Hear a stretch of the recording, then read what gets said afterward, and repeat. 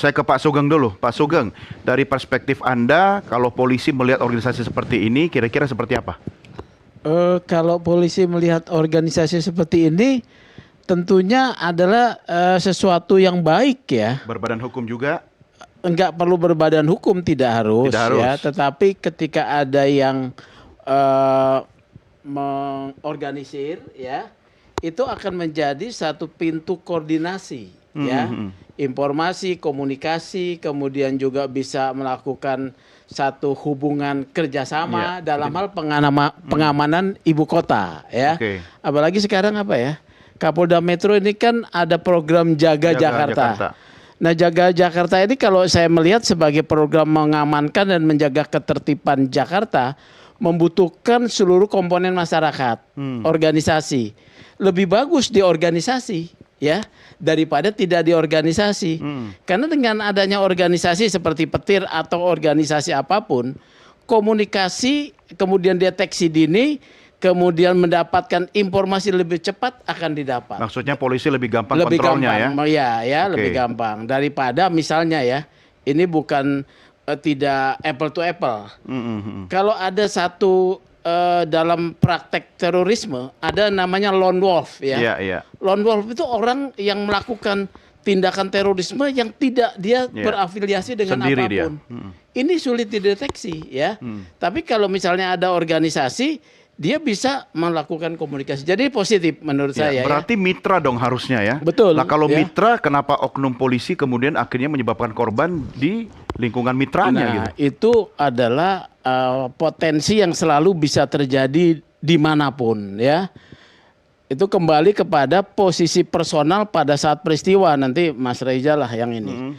Nah, yang mau saya sampaikan ini mungkin satu analisis saja, ya. Datanya belum saya dapat detail.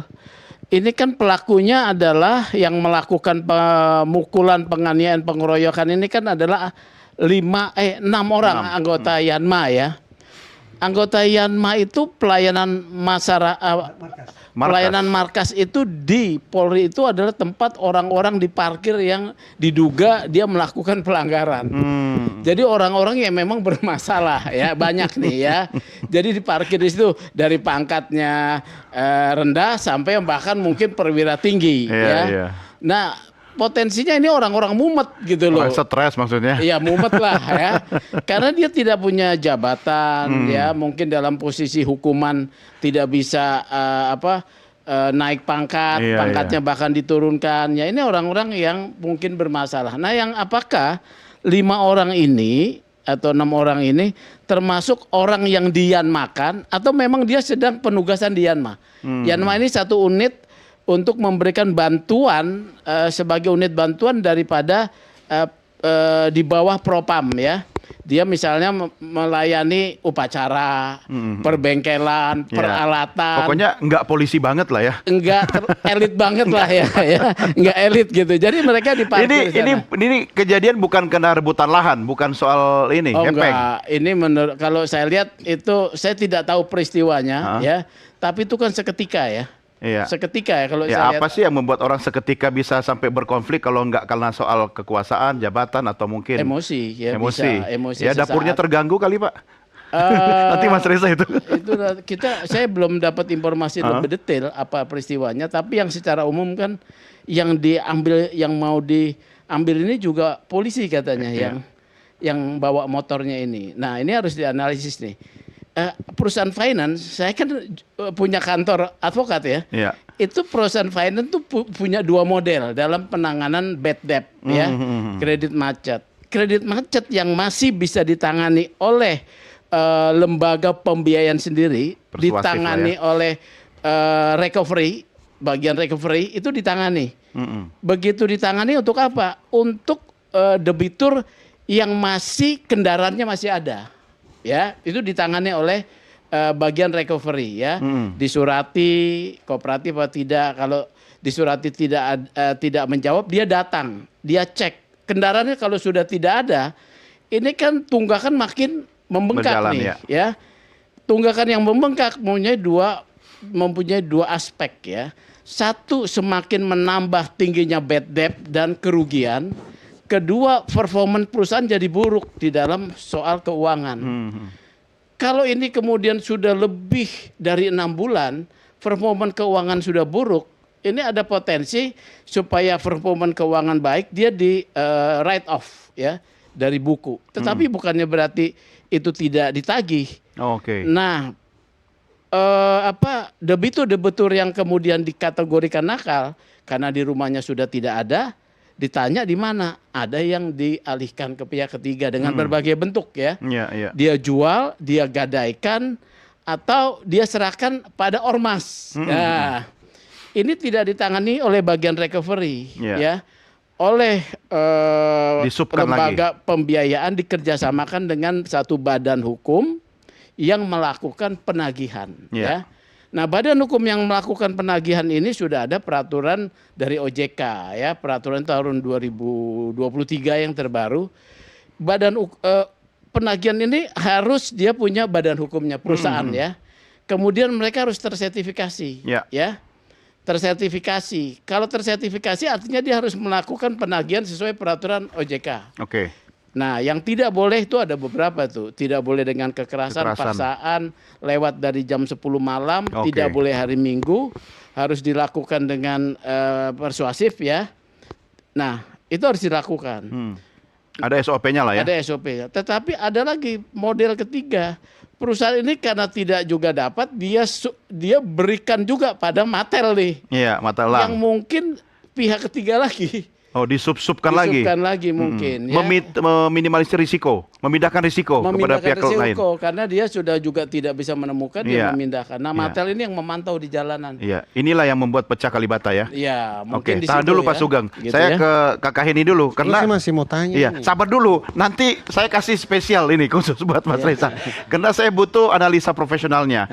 Anda korban kan? Nah, coba ceritakan bagaimana peristiwa yang terjadi di Kalibata malam itu secara lengkap dan apa yang Anda saksikan sendiri. Selamat malam semuanya. Mungkin saya di sini Heni Maria. Mungkin izin menyampaikan dari sisi saya sebagai korban saja yang terdampak ketika itu malam itu saya mendengar dari adik saya bahwa terjadi kerusuhan. Adiknya di mana? Adiknya di lokasi, saya masih di luar. Kerusuhan apa nih? Oh, pokoknya ricu gitu. Kita juga terus terang aja kita nggak tahu menau kan, karena memang walaupun mungkin lokasi di TMP, tapi kita tidak tahu persisnya seperti apa. Lalu udah tuh, oh kita dievakuasi nih Kak, udah dievakuasi, udah cepet-cepet siap-siap. Tapi makin malam itu makin rame. Jam bahkan jam sekitar di atas jam 10 malam itu udah makin rame. Makin rame ternyata udah terjadi, ya mohon maaf ya, terjadi tindakan yang mungkin anarkis atau apa, mungkin ada, ya itu dia mungkin dampak dari suatu kemarahan, ada masa tuh yang lebih dari ratusan lah. Aset Anda di situ apa aja? Banyak ya, karena kebetulan saya bukannya stay together itu, jadi memang kita punya kayak freezer, kulkas, chiller, blender, bahkan sampai yang kayak island segala macam, cooker hood apa, jadi itu ya lumayan lah. Terdampak ya, rusak semua atau gimana? Sebagian besar rusak yang alat perangnya, karena dari dapur mungkin apinya merembet dari sebelah yang udah terata tanah itu, jadi dia akhirnya ya sampai speaker saya tuh Harman Kardon ya habis semua. Berarti gitu. Terdampak ya, artinya titik awal bukan di situ ya? Titik awal nggak jauh dari situ sih, tidak jauh dari situ, tapi kita mungkin imbas dari, ya itu dia mungkin api, namanya api kan pasti menyebar ya gitu. Udah nggak bisa dipakai lagi dong, nggak ada sisa-sisa alat lagi? Ya paling bangku-bangku juga udah pada rusak sih, bangku kayu, lampu-lampunya juga pada hancur. Yang saya sayangkan tuh saya baru renovasi sekitar bulan Juli, dan juga baru ganti suasana, bahkan piringan dari piring biasa saya ganti hot plate, nah itu ya lumayan banget sih. Habis kerugian berapa total? Buat saya sih cukup fantastis lah. Berapa? Ya karena kita baru pindah ke tempat yang kecil, lalu kita pindah tempat yang lebih besar, lalu kita renov, itu ya puluhan lah. Berapa juta, miliar? Ya enggak sih, pokoknya berapa? Ya. Sebut saja nggak apa-apa. Kalau saya inventaris kemarin dari laporan sih, karena saya beli barang-barang kan lumayan berbobot ya, karena untuk jangka panjang saya seorang chef ya kebetulan, jadi ya hampir 100 juta lah hampir. Wow. Hampir lah untuk barang-barang saya itu, karena mungkin karena pindah tempat yang baru itu benar-benar beli banyak yang baru itu kebetulan. Apalagi kalau chef pasti harus detail ya, alatnya nggak sembarangan ya. Iya, kayak misalnya saya punya cooker hood itu merek TK gitu-gitu kan. Jadi walaupun tempatnya mungkin tempatnya biasa lah kita bilangnya, tapi kita peratam perangnya tuh untuk jangka panjang kalau saya tuh. Kalau ini saya tahu betul karena istri saya juga chef. Jadi saya tahu betul investasi di bidang kitchen ini luar biasa. Mas Reza, saya butuh bantuan analisa Anda komprehensif, silakan. Sebetulnya saya masih punya beberapa pertanyaan. Boleh. Tapi jawab dulu yang tadi. Oke. Begini, berarti kita sedang berhadapan dengan efek brutalization effect, bahwa sebuah peristiwa yang harus saya katakan pelanggaran hukum ya. Apa yang dilakukan oleh Mattel itu bisa dikategorikan sebagai pelanggaran hukum, Iya, Mas Sugeng? bisa. Oke, ada sebuah pelanggaran hukum oleh masyarakat sipil, barangkali dari organisasi petir, abang yang bisa memastikan betul atau tidak. Kemudian ditangani oleh sejumlah personil polisi yang sayang beribu sayang juga dengan Melanggar menggunakan hukum. cara-cara melanggar hukum. Jangan-jangan polisi ini di bagian dari sub-sub tadi. belum tahu ya kan, masih proses terus. Mungkin mereka tidak melihat dua orang ini sebagai apakah mereka ini bagian dari petir, apakah mereka ini Mattel, mungkin 6 orang polisi itu tidak lihat itu. Iya. Yang jelas mereka melihat sejawat mereka sudah mendapat perlakuan yang tidak baik oleh barangkali anggota petir. Saya gunakan kata barangkali nih Bang, jadi bisa dikoreksi ya. Selesai? Ternyata belum. Perkiraan saya ada retaliasi, serangan balik. Berupa penindakan laporan ke polisi? Bukan. Dialog juga bukan. Retaliasinya berupa kekerasan juga. Iya. Nah, kekerasan 1 tambah parah jadi kekerasan 2, tambah parah lagi jadi kekerasan 3. Ini yang diistilahkan sebagai efek brutalisasi. Ujung-ujungnya apa? Ya berat untuk saya mengatakan ini. Tetapi ini kan laksana peribahasa. 2 gajah bertarung, pelanduk terjepit di tengah-tengah kan. Korban, ada 2 gajah. Ini bukan partai nih Bang. Gajah ini bukan partai maksud saya. Tapi ini. jangan juga bilang gajah sambil lihat ke saya. Oh gitu. Oh, iya. Justru kan saya lihat Mas Sugeng. Oh, iya. Oke, silakan. Saya sebut gajah tidak berasosiasi dengan partai ini. Saya juga nggak tahu apa maksudnya. Ini peribahasa. Beda. Tapi jurang ini soalnya. Tapi ini peribahasa, Iya, peribahasa peribahasa. yang umum digunakan. Iya, Jadi kita terima. Jadi Masuk. Ya, ada 2 gajah. Anggaplah 6 orang oknum dari institusi tertentu. Dan ada 2 orang yang juga representasi sebuah komunitas yang besar di ibu kota. Iya. Ketika mereka kemudian baku hantam, yang menjadi korban paling besar siapa?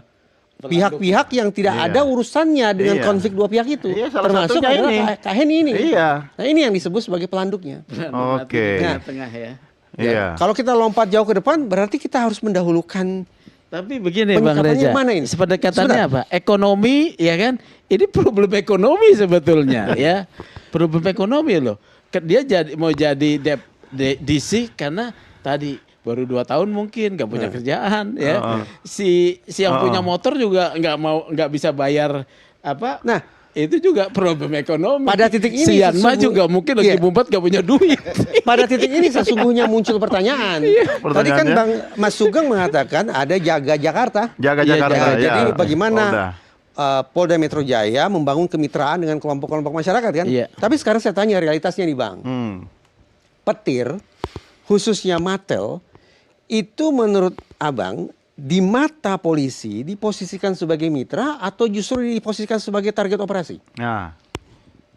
Baik, saya jawab ya Bang Reza ya. Bahasa target operasi apa ya?